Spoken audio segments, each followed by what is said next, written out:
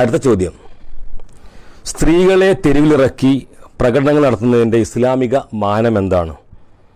പ്രായപൂർത്തിയായ പെൺകുട്ടികളെ ഉപയോഗിച്ച് തെരുവുനാടകം പോലെയുള്ള പരിപാടി സംഘടിപ്പിക്കുമ്പോഴുള്ള മനപ്രയാസം കൊണ്ടാണ് ഈ ചോദ്യം ചോദിക്കുന്നത്. ഇസ്ലാമിൽ ഒരു അടിസ്ഥാനമുണ്ട്. അൽ അസ്ലു ഇബാഹത്തുൻ, അടിസ്ഥാനം അനുവദനീയമാണ്. ഒരു കാര്യം പറ്റില്ല, പാടില്ല എന്ന് അള്ളാഹുവോ പ്രവാചകനോ പറയാത്തിടത്തോളം ഏത് കാര്യവും അനുവദനീയമാണ്. സ്ത്രീകളുടെ കാര്യത്തിൽ ഒരു അടിസ്ഥാന വിഷയമേ ചർച്ച ചെയ്യേണ്ടതുള്ളൂ. സ്ത്രീകൾക്ക് അന്യപുരുഷന്മാരുമായി അവരെ കാണാൻ പറ്റുമോ, സംസാരിക്കാൻ പറ്റുമോ, അതാണ് അടിസ്ഥാന വിഷയം. ബാക്കിയൊക്കെ അതിൻ്റെ വ്യത്യസ്ത ഫോംസ്, രൂപങ്ങളാണ്. അപ്പോൾ ഒന്ന്, സ്ത്രീയുടെ ശബ്ദം ഔറത്താണോ അല്ലേ? അന്യപുരുഷന്മാരെ സ്ത്രീയുടെ ശബ്ദം കേൾക്കാൻ പറ്റുമോ, കേൾക്കാൻ പറ്റൂലേ? ഇതിൽ ഇസ്ലാമിക സമൂഹത്തിൽ പ്രബലവും ഭൂരിപക്ഷത്തിൻ്റേതുമായ അഭിപ്രായം ശബ്ദം ഔറത്തല്ല എന്നതാണ്.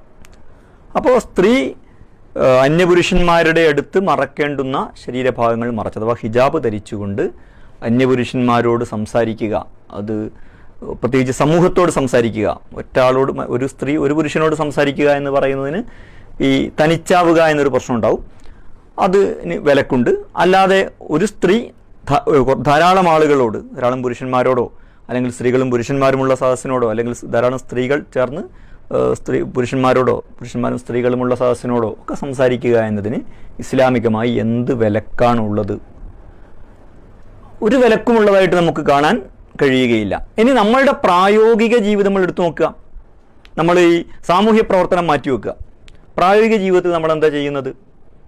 നമ്മുടെ കേരളത്തിൻ്റെ ഒരു ജീവിത രീതി അനുസരിച്ച് ഒരു വീട്ടിൽ തന്നെ അന്യരായ സ്ത്രീകളും പുരുഷന്മാരും ഉണ്ടാവും. നമുക്ക് ആലോചിച്ചാൽ മനസ്സിലാവും. രണ്ടാമത്തത്, അയലത്ത് എന്തായാലും ഉണ്ടാവും. ഒരാൾ താമസിക്കുന്ന അയൽപ്പക്കങ്ങളെല്ലാം അവർക്ക് മഹ്റമായ ആളുകൾ മാത്രമേ ഉണ്ടാവൂ എന്നൊരിക്കലും വിചാരിക്കാൻ കഴിയില്ല. ഇനി ഇവരുടെ കുടുംബത്തിൽ തന്നെ അന്യരായ സ്ത്രീക്ക് അന്യനായ പുരുഷനും പുരുഷന് അന്യനായ സ്ത്രീകളുണ്ടാകും. കാരണം നമ്മുടെ ഫസ്റ്റ് കസിൻ എന്ന് പറയുന്നത് തന്നെ ഇസ്ലാമിൽ മഹ്റമല്ലാത്തതും അന്യരുമായ ആളുകളാണ്. അപ്പോൾ ഇവരോടൊന്നും നമ്മൾ ഇടപഴകാറില്ല. ഈ പുരുഷന്മാരൊന്നും ഈ സ്ത്രീകളോട് ഇടപഴകാറില്ല, സ്ത്രീകളൊന്നും പുരുഷന്മാരോട് ഇടപഴകാറില്ല, കണ്ടമിണ്ടലില്ല എന്നാണോ? അല്ല, അങ്ങനെയാണോ ഇസ്ലാമിൻ്റെ ഒരു ജീവിത രീതി എന്ന് പറയുന്നത്? അലിജാലിസത്ത് ഭഗവച്ച് ഇസ്ലാമിലെ സ്ത്രീ പുരുഷ ബന്ധത്തെക്കുറിച്ച് പറയുന്നൊരു കാര്യമുണ്ട്. ഇസ്ലാമിലെ സ്ത്രീ പുരുഷ ബന്ധം വളരെ സ്വാഭാവികമാണ് എന്ന് പറഞ്ഞാൽ അത് കൃത്രിമല്ല. കൃത്രിമല്ല എന്ന് പറഞ്ഞാൽ അത് ഇപ്പോൾ ഒരു അന്യ സ്ത്രീയെ, നമുക്ക് ബന്ധമുള്ള ഒരു സ്ത്രീയെ നമ്മൾ കണ്ടാൽ അവരോടൊന്നും മുണ്ടൂല എന്ന് പറയുന്നത് ആർട്ടിഫിഷ്യലാണ്. അങ്ങനെയല്ല മനുഷ്യൻ്റെ സ്വാഭാവികത. അവരോടൊരു ആവശ്യമില്ലാതെ അവിടെ നിന്നിട്ട് ഇങ്ങനെ വർത്തമാനം പറയാമെന്ന് പറയുന്നതും അതും ആർട്ടിഫിഷ്യലാണ്. അപ്പോൾ ഒരാവശ്യത്തിന് സ്ത്രീക്ക് പുരുഷന്മാരോട് സംസാരിക്കാം, അവരുടെ മുമ്പിൽ ആശയങ്ങൾ അവതരിപ്പിക്കാം. ഇതിന് ഇസ്ലാമിൽ എന്ത് തടസ്സമാണുള്ളത്? ഇത് ചോദിച്ച ഒരു സുഹൃത്തിനോട് മുമ്പ് ഞാൻ ചോദിച്ചിരുന്നു. സ്ത്രീകൾ പ്രകടനം നടത്തുന്നു, അതേപോലെ പ്രസംഗിക്കുന്നു, ഇത് വലിയൊരു പ്രശ്നമായിട്ട് ഉന്നയിച്ച ഒരാളോട് ഞാൻ ചോദിച്ചു. മതമൊക്കെ അറിയുന്ന ഒരാളാണ്. അദ്ദേഹത്തോട് ഞാൻ ചോദിച്ചു, ഒരു സ്ത്രീ അങ്ങാടിയിൽ വന്നിട്ട് ഒരു കടയിൽ ആളുകളോട് പറയാണ്, ആ കടക്കാരനോട് പറഞ്ഞു, എനിക്ക് 1 കിലോ പഞ്ചസാര വേണം. ഇത് ഇസ്ലാമികമായിട്ട് ശരിയാണോ തെറ്റാണോ? അവിടെ എന്ത് കുഴപ്പം? ഒരു കുഴപ്പമില്ല. എങ്കിൽ ആ സ്ത്രീ തിരിഞ്ഞു നിന്നിട്ട് പഞ്ചസാരയുടെ വിലവർദ്ധനവിനെതിരെ പറയുന്നു. മറ്റത് വ്യക്തിപരമായ കാര്യമാണ്, ഇതൊരു സാമൂഹികമായ കാര്യമാണ്. ഇത് ഇസ്ലാമികമായിട്ട് ശരിയാണോ തെറ്റാണോ? അപ്പോൾ അയാൾ ഒന്നും പറഞ്ഞില്ല. കാരണം ഒന്ന് ശരിയാവുകയും മറ്റൊന്ന് തെറ്റാവുകയും ചെയ്യുന്നതിൻ്റെ മാനദണ്ഡം എന്താണ്? ഒരു സ്ത്രീ ഒരു കടയിൽ നിന്നിട്ട് കൈ ഇങ്ങനെ അല്പം ഇങ്ങനെ ഇവിടെ വെച്ചിട്ട് അവളോട് സംസാരിക്കുന്നു. ആ സ്ത്രീ ആ കൈയെടുത്തിട്ടൊരു പോസ്റ്റർ അവിടെ പതിക്കുന്നു. തമ്മിൽ എന്താ വ്യത്യാസമുള്ളത്? ഈ രണ്ട് കർമ്മങ്ങളും കർമ്മങ്ങൾ എന്ന നിലയ്ക്ക് എന്താണ് വ്യത്യാസം? അപ്പോൾ ഇങ്ങനെ ഒരു കാര്യം സമൂഹത്തിൽ ആവശ്യമുണ്ടെങ്കിൽ അത് ചെയ്യണം. ഇത്രയേ മാറ്റി ഇസ്ലാമി പറയുന്നുള്ളൂ. എല്ലാ സ്ത്രീകളും നാളെ മുതൽ തെരുവിലായിരിക്കണം, ഒരു തെരുവിൽ ജീവിച്ചോളണം, എല്ലാ പോസ്റ്ററും പെണ്ണുങ്ങളും കൊണ്ടുപോയി ഒട്ടിച്ചോളണം, എവിടെ പരിപാടി ഉണ്ട് അവിടെയൊക്കെ പ്രസംഗിച്ചോളണം എന്ന് മാറ്റി ഇസ്ലാമി പറയുന്നില്ല. മറിച്ച് അങ്ങനെ ഒരു ആവശ്യം ഒരു സമൂഹത്തിലുണ്ടെങ്കിൽ ആ ആവശ്യം സ്ത്രീകൾക്കും നിർവഹിക്കാവുന്നതാണ്. ഇതിന് ഇസ്ലാമിൽ തടസ്സമൊന്നുമില്ല. പ്രയോഗത്തിൽ ഇവിടുത്തെ എല്ലാ മുസ്ലിം സമൂഹത്തിൽ എല്ലാവരും ഇതിപ്പോൾ അംഗീകരിക്കുന്നുണ്ട്. കാരണം തദ്ദേശ സ്വയംഭരണ സ്ഥാപനങ്ങളിലേക്ക് തെരഞ്ഞെടുപ്പിൽ 50% സംവരണമാണ്. ആ സംവരണ സീറ്റുകളിലൊക്കെ എല്ലാ മുസ്ലിം സമൂഹത്തിലെ എല്ലാ വിഭാഗത്തിൽപ്പെട്ട ആളുകളും മത്സരിക്കുന്നുണ്ട്. ഇതൊക്കെ ഹറാമായൊരു കാര്യമായിരുന്നെങ്കിൽ ഇത് ചെയ്യുന്നതിൻ്റെ ന്യായം എന്താണ്? ഒറ്റ കാര്യം അതിലുള്ളൂ, നമുക്ക് നമ്മുടെ ഒരു പാരമ്പര്യം അല്ലെങ്കിൽ കുറച്ചുകൂടെ ഒരു ഗോത്രശീലത്തിൽ അങ്ങനെ ഒരു ശീലമില്ല. നമുക്ക് ശീലമില്ലാത്ത കാര്യമൊക്കെ ഇസ്ലാമിലില്ലാത്താന്ന് തീരുമാനിക്കരുത്. നമുക്ക് കൊണ്ട് മുടി വെക്കുന്ന ശീലമില്ലായിരുന്നു. മുടി മൊട്ടയടിക്കലാണ് മുസ്ലിമിൻ്റെ രീതി എന്ന് നമ്മൾ വിശ്വസിച്ചിരുന്നു. അതിന് തെളിവൊന്നുമില്ല. റസൂല് നന്നായി മുടി വെച്ചതിൻ്റെയും റസൂല് മുടി ചീകിയതിൻ്റെയും കണ്ണാടി ഉപയോഗിച്ചതിൻ്റെയും ചീർപ്പ് ഉപയോഗിച്ചതിൻ്റെ ഒക്കെ ഹദീസുണ്ട്. പക്ഷെ അന്നും മലബാറിലെ അല്ലെങ്കിൽ കേരളത്തിലെ പ്രത്യേകിച്ച് മലബാറിലെ മുസ്ലിങ്ങളുടെ ഒരു ഐഡൻറ്റിറ്റി ആയിട്ട് അവർ കരുതിയിരുന്നത് മുടി വെക്കാതിരിക്കുക, തല മുട്ടയടിക്കുക എന്താണ്.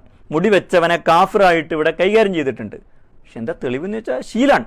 ഇങ്ങനെ ഒരു ഗോത്രശീലം നമുക്കുണ്ട് പെണ്ണുങ്ങളുടെ കാര്യത്തിൽ. പക്ഷെ ഇതൊക്കെ ഇസ്ലാമാണ് എന്ന് ധരിക്കുന്നതിൻ്റെ ന്യായം എന്താണ് എന്ന് നമ്മൾ പ്രമാണങ്ങളെ മുൻനിർത്തി ആലോചിക്കേണ്ടതാണ്. എന്നല്ല ഇസ്ലാമിക ചരിത്രം എന്താണ്. ഇപ്പോൾ വളരെ പെട്ടെന്ന് പറയാൻ കഴിയുന്നത് ഉമ്മു ഷിഫ എന്ന് പറയുന്ന ഒരു സ്ത്രീയാണ് ഉമർ റളിയല്ലാഹു അൻഹുവിൻ്റെ കാലത്ത് മാർക്കറ്റ് ഇൻസ്പെക്ടറായിട്ട് പ്രവർത്തിച്ചത്. പെണ്ണുങ്ങൾ മാത്രമുള്ള സാധനമല്ലോ മാർക്കറ്റ് തന്നെ പെണ്ണുങ്ങളുടെ സ്ഥലമായിരിക്കില്ല. അവിടുത്തെ കച്ചവടക്കാരിൽ എന്തായാലും മഹാഭൂരിഭാഗം ഏതോ ഒരു സ്ത്രീ കച്ചവടം വെക്കുന്നുണ്ടെങ്കിൽ എന്നല്ലാതെ മഹാഭൂരിഭാഗവും പുരുഷന്മാരായിരിക്കും. അവരുടെ കച്ചവടം പരിശോധിക്കാൻ ഉമർ റളിയല്ലാഹു അൻഹു അയക്കുന്ന ഉമ്മു ഷിഫ എന്ന് പറയുന്ന ഒരു സ്ത്രീയെയാണ്. യുദ്ധരംഗങ്ങളിൽ എത്രയോ സ്ത്രീകൾ ഉണ്ടായിരുന്നു പല ഉത്തരവാദിത്തങ്ങൾ നിർവഹിച്ചുകൊണ്ട്. അപ്പോൾ ഇസ്ലാമിക ചരിത്രത്തിൽ അപരിചിതമായൊരു കാര്യമേ അല്ല. ഏത് സമൂഹത്തിൻ്റെയും അവരുടെ ഒരു ജീർണാവസ്ഥയിൽ സംഭവിക്കുന്ന ഒരു കാര്യമാണ് സ്ത്രീകൾക്ക് സ്വാതന്ത്ര്യം കൊടുക്കാതിരിക്കുക എന്നുള്ളത്. ഒരു കമ്മ്യൂണിറ്റിക്ക് ആത്മവിശ്വാസം നഷ്ടപ്പെടുമ്പോൾ അവർക്ക് ആദ്യം ആത്മവിശ്വാസം നഷ്ടപ്പെടുക അവരുടെ സ്ത്രീകളുടെ കാര്യത്തിലാണ്. അപ്പോൾ അവർ ചെയ്യുന്നതെന്ന് വെച്ചാൽ അവരെ പരമാവധി അടച്ചു പൂട്ടാൻ ശ്രമിക്കും. ഇതൊരു ജീർണകാലത്തിൻ്റെയും ആത്മവിശ്വാസരാഹിത്യത്തിൻ്റെയും അടയാളം മാത്രമാണ്. ഒരു കമ്മ്യൂണിറ്റിക്ക് കോൺഫിഡൻസ് ഉണ്ടാകുമ്പോൾ അവർ ആ കോൺഫിഡൻസിൽ നിന്നുകൊണ്ട് അവരുടെ ആണുങ്ങളും പെണ്ണുങ്ങളും എല്ലാം സമൂഹത്തിൽ ഇടപഴകും. ഒരു കാര്യം കൂടി പറഞ്ഞ് അവസാനിപ്പിക്കാം. ഇസ്ലാമിലെ ഹിജാബ് എന്തിനാ? ഒരു സ്ത്രീ മഹറമായ ആളുകളോട് മാത്രമേ ഇടപഴകുന്നുള്ളൂ എങ്കിൽ ഹിജാബിൻ്റെ ആവശ്യമില്ല. ഹിജാബ് എന്ന നിയമത്തിൻ്റെ തന്നെ പ്രസക്തി എന്താണെന്ന് ചോദിച്ചാൽ ഈ സ്ത്രീക്ക് മഹറമല്ലാത്ത ആളുകളുടെ അടുത്ത് ഇടപഴകാനുണ്ട് എന്നാണ്. മഹറമിൻ്റെ അടുത്ത് ഇസ്ലാമിക ഫിഖ് ശരീഅത്തനുസരിച്ച് ഹിജാബ് ആവശ്യമില്ല. മറിച്ച് ഹിജാബ് സ്റ്റാർട്ട് ചെയ്യുന്നത് അത് ആവശ്യമായി വരുന്നതിന് എപ്പോഴാണ്? അവർക്ക് അന്യരായ പുരുഷന്മാരുടെ അടുത്തും ഇടപഴകേണ്ടതുണ്ട്. സ്ത്രീ അന്യപുരുഷന്മാരോട് സംസാരിക്കുന്നതിനെ കുറിച്ച് ഖുർആൻ പറഞ്ഞു, നിങ്ങൾ വലാത്ത ഖളഅന ബിൽ ഖൗൽ, നിങ്ങൾ കൊഞ്ചിക്കുഴഞ്ഞ് സംസാരിക്കരുത്. വഖുൽന ഖൗലൻ മഅറൂഫ, നിങ്ങൾ മാന്യമായിട്ട് സംസാരിക്കണം. അന്യപുരുഷന്മാരോടാണ്. ഭർത്താവിനോട് സംസാരിക്കുന്നതിനെ കുറിച്ചല്ല പറയുന്നത്. വാപ്പാനോടും സഹോദരനോടും സംസാരിക്കുന്നതിനെ കുറിച്ചല്ല പറഞ്ഞത്. അവിടെ ഈ നിയമമൊന്നും ബാധകമല്ല. അപ്പോൾ എന്നാ പിന്നെ ഖുർആൻ പറഞ്ഞാൽ പോരെ നിങ്ങൾ സംസാരിക്കരുത്. വഖുൽന എന്താ മഅറൂഫ് എന്ന് പറഞ്ഞാൽ മര്യാദയിൽ, നാലാൾ കേട്ടാൽ ഒരു അന്തക്കേടില്ലാത്ത കോലത്തിൽ, അതിനാണ് മഅറൂഫ് എന്ന് പറയുക. മനുഷ്യർ ഒരു മര്യാദയായിട്ട് മനസ്സിലാക്കുന്ന രീതിയിൽ സംസാരിക്കണം. സംസാരിക്കരുതെന്ന് പറഞ്ഞാൽ പോരെ. അങ്ങനല്ല അള്ളാഹ് പറഞ്ഞത്. ഇങ്ങനെ സംസാരിക്കരുത്, സംസാരിക്കേണ്ടതിനെ മര്യാദ പഠിപ്പിച്ചു. എന്നിട്ട് ഒരു പൊതു പ്രസ്താവന നടത്തി, മര്യാദയിലാണ് സംസാരിക്കേണ്ടത്. എന്നതിൻ്റെ അർത്ഥം എല്ലാ അന്യപുരുഷന്മാരെല്ലാ അന്യ സ്ത്രീകളോട് ഇങ്ങനെ സംസാരിച്ചുകൊണ്ടേയിരിക്കണം എന്നല്ല. അതിൻ്റെ ആവശ്യങ്ങൾ വരുമ്പോൾ അതിൻ്റെ മര്യാദകൾ പാലിച്ച് അത് ചെയ്യേണ്ടി വരും. അങ്ങനെയാണ് മനുഷ്യൻ്റെ ജീവിതം. അങ്ങനെ ജീവിക്കാൻ കഴിയുള്ളൂ ഈ ലോകത്ത്. ഇനി അല്ലാത്തൊരു നിയമം ആരെങ്കിലും ഉണ്ടാക്കിയാൽ അതൊരു അപ്രായോഗിക നിയമമായിരിക്കും. ഒരു വലിയ തത്വം ഉണ്ടാക്കും, അത് ആർക്കും കൊണ്ടു നടക്കാനും കഴിയാത്ത ഈ സന്യാസത്തെക്കുറിച്ച്, ബ്രഹ്മചര്യത്തെക്കുറിച്ച്, ക്രിസ്ത്യാനികളുടെ ബ്രഹ്മചര്യത്തെക്കുറിച്ച് ഖുർആൻ പറഞ്ഞതുപോലെ കൊണ്ടു നടക്കാൻ കഴിയാത്ത ഒരു തെറ്റായ സിദ്ധാന്തം ഇബ്തദഊഹ, അവർ അള്ളാഹ് കൽപ്പിച്ചതല്ല. വമാ അമറൂഹ, അള്ളാഹ് അവരോട് അങ്ങനെ കൽപ്പിച്ചില്ല. അള്ളാഹ് കൽപ്പിക്കാത്തൊരു കാര്യം കൂടുതൽ അള്ളാഹ് പറഞ്ഞതിനപ്പുറത്തുള്ള വിശുദ്ധിക്ക് വേണ്ടി നമ്മൾ ഉണ്ടാക്കുന്നു. അതൊരിക്കലും കൊണ്ടു നടക്കാൻ കഴിയില്ല.